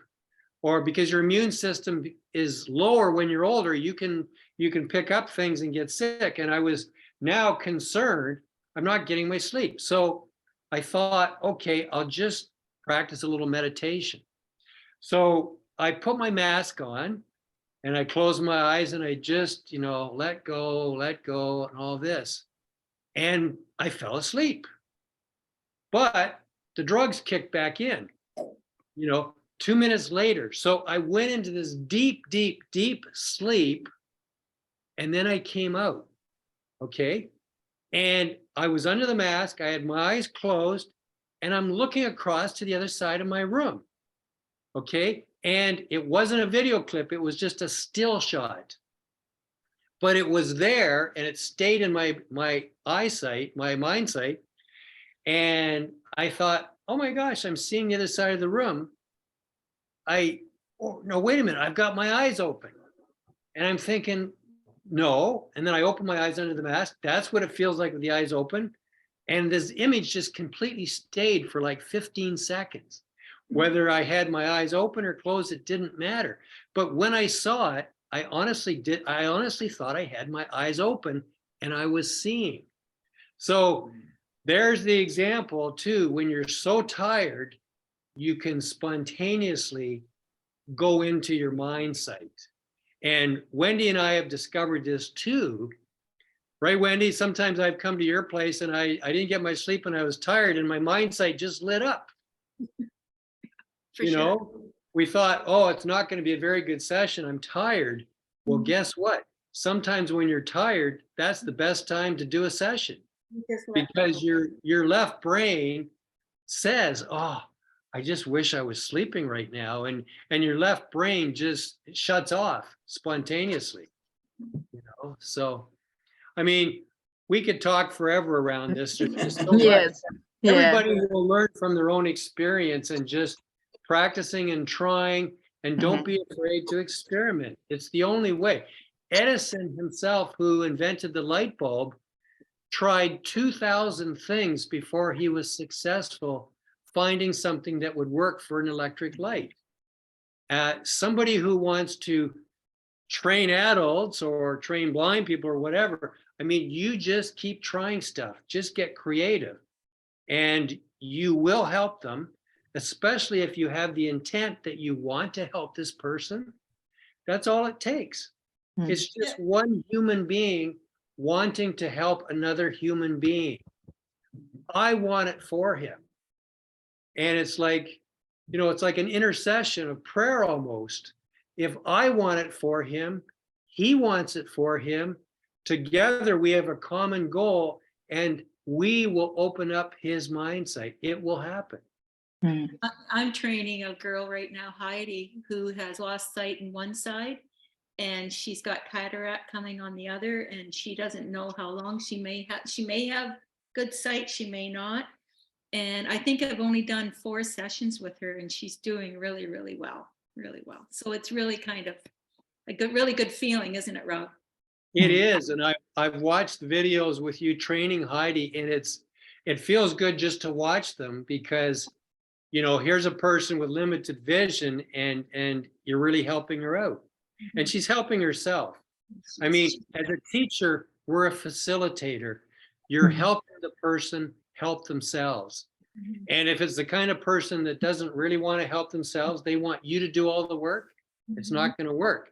The person truly does want to they truly do have to be wanting to help themselves. And you are the human being that's there in front of them, chosen to help them help themselves. Exactly. Yeah, and sharing helps so much. This coming together, it's a collective journey we're on. Yeah, it's nice to have support of people in the same doing the same thing or wanting to do the same thing and learning all the different modalities and it's actually really, really good. I've joined I think Leonie's, I think you both are in an orb group, and the support you get from the orb group is really amazing too. So I think you need that. Yeah, because there's no judgment. No judgment. Exactly. Yeah, that's what I like about it. Yeah. So and Yeah. this same thing, no judgment. There's so many that don't believe in it, and it gets discouraging sometimes, but you just keep plugging on. So Yeah, and Wendy too, the other thing too is what we found big time. And you know, we were searching out people where we could learn from, and we found that there's many teachers around that don't want you to disclose their way of doing it. exactly, that's how we started with the videos and stuff. Yeah, and you know, you have these groups like Vibravision that charge thousands of dollars, and they don't even guarantee you can see. There's other groups that make you sign an NDA, non-disclosure agreement. And my view is, what's this crap all about? This is something we have naturally, and you won't let me help somebody else. And it's like, forget that. I'm going to use all the things I learned and help another human being develop an innate ability that they already have. Don't tell me I can't teach them or use things that have been discovered. I mean, different people have tried to patent this. Yeah. And we all know who those people are. And it's like, no way, this should be free information. And hence another reason why it's good to get together in groups like this, where people can freely spread little secrets that they've learned, and go ahead and spread those things to other people, and allow people to go to the smorgasbord and pick and choose different things that may work for them as they act as a facilitator or trainer to teach their participant. And why should you have to spend thousands of dollars to learn how to do this? Like, you shouldn't. Like, that's why it's been kept secret for thousands of years. Yes. You know, people want to jealously guard the revenue. And it's like, no, all that does is stop this from being able to spread through humanity. And they don't teach. I encourage anybody who has, you know, things that they've learned, even in this group here. I mean, tell the others. If you've discovered something that would benefit the others, by all means, share it. Yeah, we come from the same place. It's the exactly what I feel. It's bringing it together and inspiring each other and helping each other in exploring this way back home. It's who we are. Yeah. And also because what it brings, and maybe that's the last thing for this evening, and we will see each other probably more, but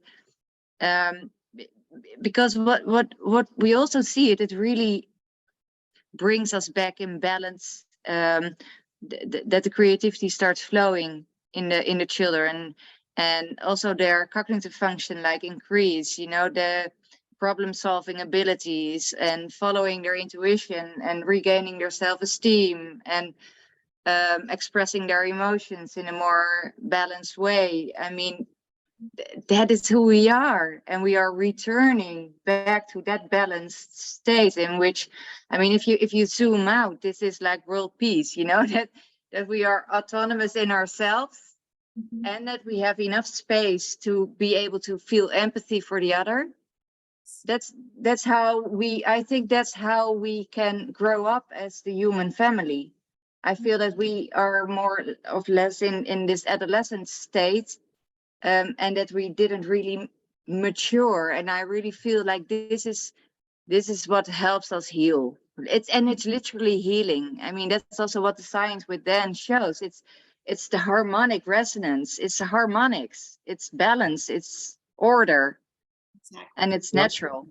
It's true, Iris. And the truth is, you know, by and large, humanity is spiritually constipated. And, you know, this is one way that we can balance the left and right brains. Like, we're mostly the way it should be. And it needs to be 50-50 balanced. And we need to be able to flow back and forth, be operating both of them together in balance and in harmony. And, you know, we can get away from that constipation. Yeah, someone said once, I heard somewhere, that they said, we're born absolutely perfect, and the only thing that we're taught, or we come into fear, is around being, all we want to do is be held and be fed, and it's only other people's fears that come into our reality that we pull in. It's not coming from us, it's coming from the outside, and that starts building those blocks and dead ends and full stops, and yeah, so it starts from quite young, so to get past that is is a little bit difficult, because it's other people's fears, not ours. We just adopt other people's fears and other people's perceptions. Yeah. Exactly. And I like to say too, like, I can't speak for anybody else, but I feel by teaching other people to do this, I am learning so much myself. Like, it's a 50-50 thing. Yeah. Absolutely. Well, my kids are all mostly autistic, so it's about empowering them, because they're always told there's something wrong with them. And they're not functioning in the normal way. So it's about empowering them and showing them that they're perfect. Yeah, that's what I get out of it. Yeah. Yeah, beautiful. Well, thanks everybody. Thank you. It's really amazing. Great. Thank you. And yeah, so we intend to, I think this is a third time that we came together now online in this international setting. And we intend to do this, I don't know, once a month or something, and maybe bring in like specific topics or invite people, and just growing the group bigger and bigger and sharing. So, Fantastic. okay, great. Thank you so much, Iris, for putting this together. Thank you so much. Yeah, well, thank everybody for being here. Thank you. Wonderful. Okay. Very Well, see you next inspiring. time. Have a good evening, night, morning, or day, whatever time it is. Or we See you next time. Thank you. Okay, Bye-bye. thanks. Okay, bye-bye. Bye. Bye-bye.